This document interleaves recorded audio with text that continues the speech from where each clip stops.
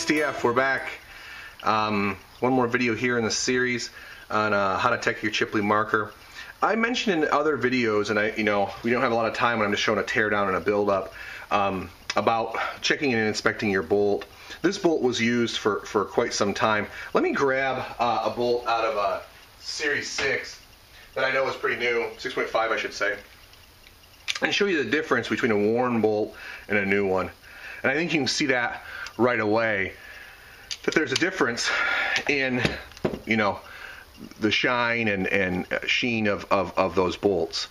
So what you're going to want to do when the bolt gets pretty gritty is to clean it up with a little bit of sandpaper. And what I've got here is just a little chunk of wet dry sandpaper, and I use it wet dry sandpaper.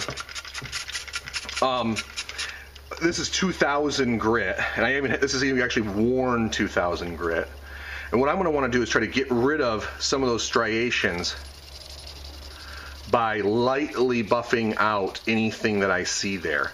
And I'm just going to move this until I hear it get softer. It primarily striates up here. Usually back here is pretty safe, but I work on the front end, and again I try to keep this wet. Okay, am I swelling the delrin? Probably a little bit, but let that dry and you're going to be good to go. A little bit of tri-flow and you're going to be money too. You can even buff it with tri-flow, but it makes it pretty viscous and so not nearly as fast as with water.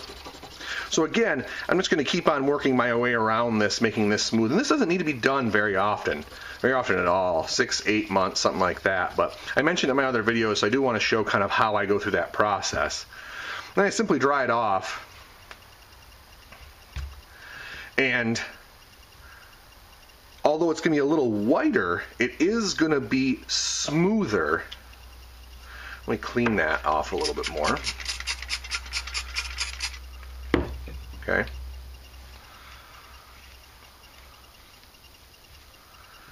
It is going to be smoother than it was before.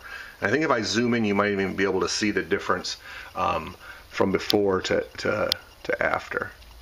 You can see that that's just a smoother, uniform surface, which is going to be just a lot more smooth in your gun. Now, with a tiny bolt like that, maybe it doesn't matter, and maybe I'm just being entirely too anal, but that's what I like to do. We used to do it on Angel bolts when they got striated really badly, so I've carried that practice over to my my Cocker bolts, and it's worked just fine. A little bit of tri-flow on here.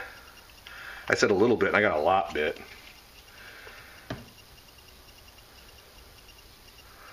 And then just reassemble that bad boy back in the marker once it's completely dried from any of the water that you put on there. And I think you're going to see a difference in performance in the marker, even if it's just a little bit. But every little bit counts when you're talking about a high-end marker like this, the one you own, if you own a chip lead and are watching these videos. So just wanted to show that to you real quick and sort of go from there. Thanks for watching.